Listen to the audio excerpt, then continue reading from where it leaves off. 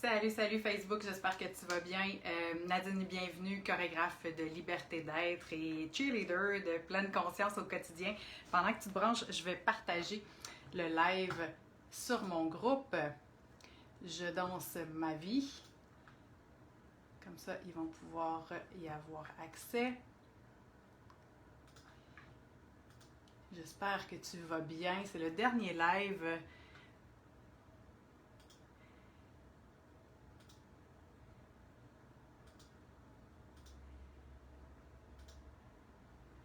Partager dans un groupe.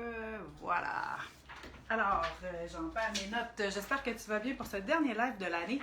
Alors, quand tu arrives, je t'invite à me faire un petit coucou, bonjour, allô. Si tu l'écoutes en replay, je t'invite aussi à me le mentionner, que tu l'écoutes en rediffusion ou à ta guise, quand bon te semble. Aujourd'hui, j'avais envie de te parler de ressourcement et de permission. Alors là, tu vas peut-être te demander, c'est quoi le lien entre les deux? Ben, tu vas voir. Tu as juste à me suivre. C'est pas très compliqué. En fait, le ressourcement, ce qui est assez étonnant quand tu fais une recherche sur Internet sur le thème du ressourcement, tu vas trouver beaucoup de centres de ressourcement, mais tu vas pas trouver d'informations sur le besoin de ressourcement de l'être humain. Il faut aller un petit peu plus loin dans les recherches, taper psychologie, puis aller dans les pages plus loin parce qu'on voit beaucoup de centres de ressourcement. Mais c'est quoi le ressourcement au juste? Si je te pose la question, c'est quoi pour toi le ressourcement? Toi, là, comment toi tu te ressources dans ta vie? Puis je suis certaine que tu connais des choses qui te font du bien. Hein? Parce que le ressourcement, selon la définition du petit Robert, c'est de retourner aux sources. Ressourcement. De retourner aux valeurs fondamentales. Alors toi, c'est quoi tes valeurs fondamentales? Qu'est-ce qui te fait le plus de bien? Puis le ressourcement, pourquoi c'est si important? C'est que ça fait besoin des parties. Ça fait partie des besoins de base psychologiques qui vont, entre autres, assurer qu'on va garder un niveau d'énergie élevé. Il n'y a pas juste le ressourcement. Là. Dans un article que j'ai trouvé, elle parlait le besoin d'affection, de ressourcement, le besoin de repos, on va en parler brièvement tantôt, puis le besoin d'évacuer aussi psychologiquement nos émotions. S'il y a des larmes qui ont à couler, on les laisse couler. S'il y a des choses qui ont à s'exprimer, on les exprime, que ce soit par écrit pour nous-mêmes ou envers les personnes avec qui on a besoin de clarifier des situations, disons, pour ne pas rester pris avec les émotions. Donc, le ressourcement, ben, il y a différentes façons de se ressourcer, puis c'est à toi de voir qu'est-ce qui, toi, te fait le plus de bien. Mais entre autres, tout ce qui est autour du jeu, que ce soit une soirée de jeu entre amis adultes, que ce soit de jouer avec tes enfants, parce que ça ne veut pas dire que le temps que tu passes avec tes enfants, ça ne peut pas être ton temps aussi. Tu sais, des fois, on pense que pour se ressourcer, là, il faut s'en aller loin, justement, dans un des centres de ressourcement. Pendant 2-3 jours en retraite, parler à personne, fermer nos téléphones, puis là, on se ressource. Ah, on est tout seul, on peut se ressourcer. Ben non, c'est pas obligé. C'est le fun quand on a la possibilité de le faire. C'est super. C'est le fun de temps en temps partir 2 jours. Je suis la première à avoir envie de faire ça. Mais l'idée, c'est que si tu attends d'avoir le temps, la disponibilité dans ton horaire, les moyens financiers, si tu as une famille, d'avoir ton chum qui est capable de prendre soin des enfants, tout ça, là, si tu attends ça pour te ressourcer sur une base quotidienne, il y a bien des chances que ton énergie va descendre. Ton énergie, ta vitalité, ta joie de vivre, ton envie de passer à l'action, ta proactivité, autant pour prendre soin de toi que les autres, que prendre soin de ton emploi, de ta situation financière, etc. Donc, se ressourcer sur une base quotidienne, c'est ultra important, selon moi. Tu n'es pas obligé de me croire. C'est à toi de voir ton niveau d'énergie se situe où en ce moment, puis fais une corrélation. Fais un petit journal, une semaine ou 2, là, pour t'amuser. Les moments où tu te ressources vraiment, retourner à tes sources, à tes valeurs, puis on va voir différentes façons de le faire tantôt, et ton niveau d'énergie. Voir si pour toi, il y a une corrélation. Que plus tu prends soin de ton besoin de ressourcement, naturellement, il y a d'autres besoins qui peuvent impacter. Là, il n'y a pas que ça, c'est pas juste une cause à effet, mais ça peut être intéressant à observer. Bref. Donc, se ressourcer, on n'est pas obligé d'être tout seul pour se ressourcer. Le temps avec les enfants peut être un temps de ressourcement. Le temps avec son conjoint, on peut se ressourcer comme individu dans notre couple. Ça dépend beaucoup dans j'allais dire le mindset, hein? La philosophie d'esprit ou la façon qu'on voit ça, qu'on perçoit ça, l'activité qu'on fait. Fait que naturellement, tout ce qui est dans le jeu, ça ressource toutes les activités artistiques, avec ou sans talent. Je répète, toutes les activités artistiques, là, mets-les toutes, là, le chant, la danse, la peinture, la sculpture, le théâtre, la musique, je l'ai dit, de composer un instrument, la voix, le chant, la pantomime, name it, toutes les sortes de danses, toutes les formes d'art, il y en a des nouvelles, la poésie, il y en a plein, il y en a plein. Que tu aies du talent ou pas, c'est pas important dans l'activité du ressourcement. Ça peut te ressourcer parce que ça te met en contact avec ta créativité, ton imaginaire, dans ton monde intérieur. Ça se fait bien aussi avec quand on est en famille. Ça peut être quelque chose qui peut être super bien. Tout ce qui est plein air, ça ressource. Se connecter avec la nature, respirer le grand air. Ouais, que peu importe l'activité, ça peut être juste aller prendre une marche, puis de prendre un instant pour observer les arbres, puis être dans le moment présent. Ça peut être aussi excellent. Je regarde mes notes, il me semble qu'il y en avait un autre.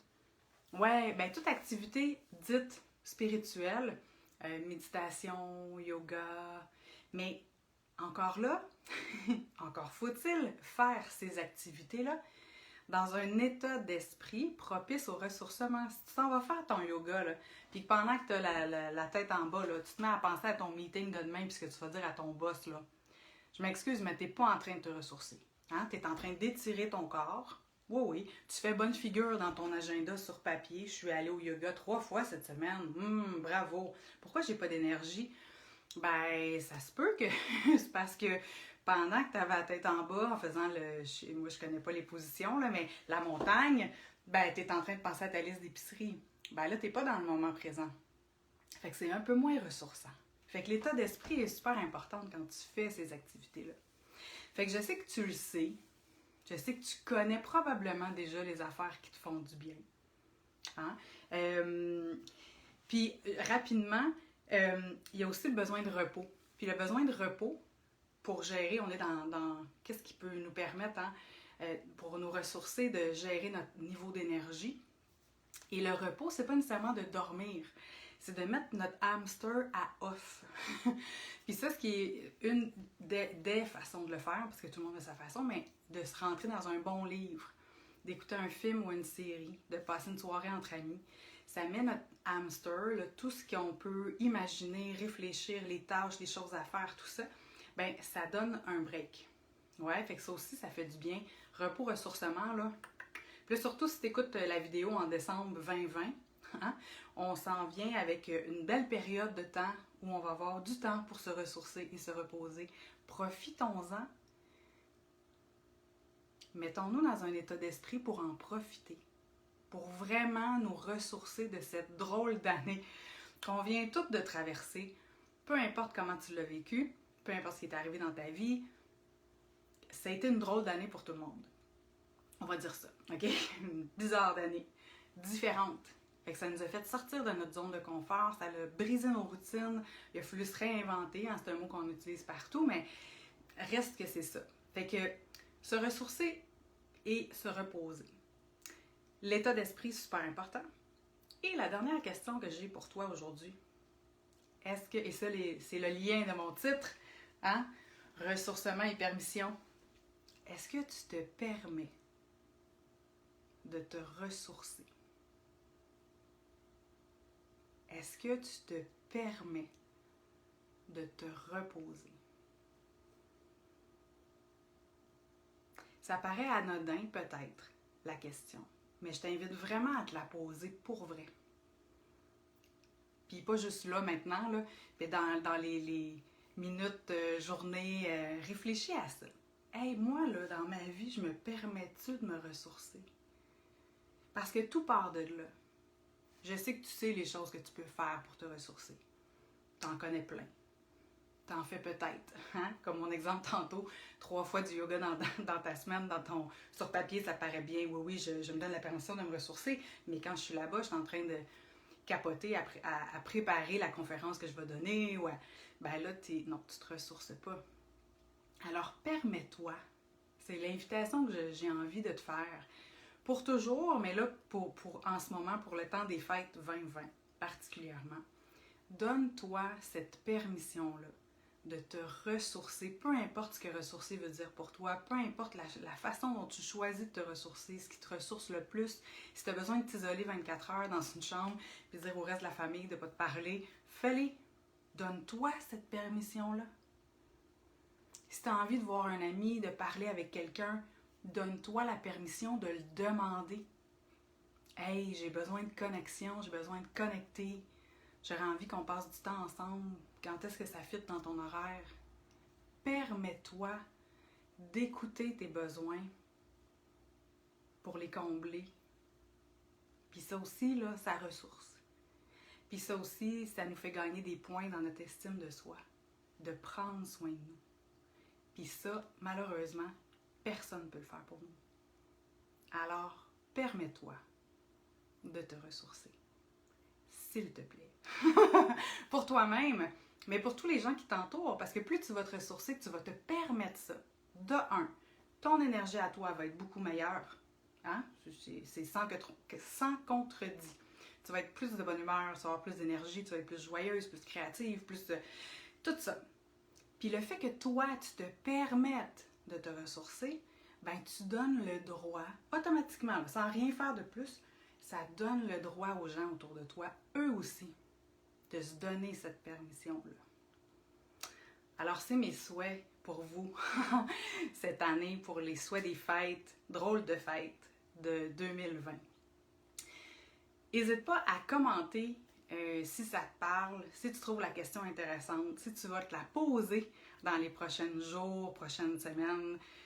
Si tu veux partager c'est quoi, toi, l'activité qui te ressource le plus, n'hésite pas à l'écrire aussi pour peut-être inspirer d'autres gens. Hein? On l'a dit tantôt, le ressourcement, on n'est pas obligé d'attendre d'avoir le temps, la disponibilité, l'argent pour partir 3 jours dans un chalet reculé, même si c'est super agréable de le faire. On peut se ressourcer sur une base quotidienne et c'est même vraiment suggéré, recommandé, voilà le mot que je cherchais. Donc, inspirons-nous, c'est quoi les façons qu'on a de se ressourcer. Moi, j'aime beaucoup aller marcher dehors, pas de musique, pas rien dans mes oreilles, puis juste de connecter avec les arbres, connecter avec les oiseaux, connecter avec les gens, de sourire aux gens que je croise. Ça, pour moi, ça me ressource énormément. Donc, je t'invite à nous partager tes trucs de ressourcement. Qu'est-ce que tu fais, toi, pour te ressourcer au quotidien, avec tes enfants ou toute seule ou avec ton conjoint ou peu importe, pour se donner des trucs pour que la période des fêtes 2020, cette drôle de période, soit une période où on se permet de se ressourcer et de se reposer. Fait que je te souhaite un super temps des fêtes.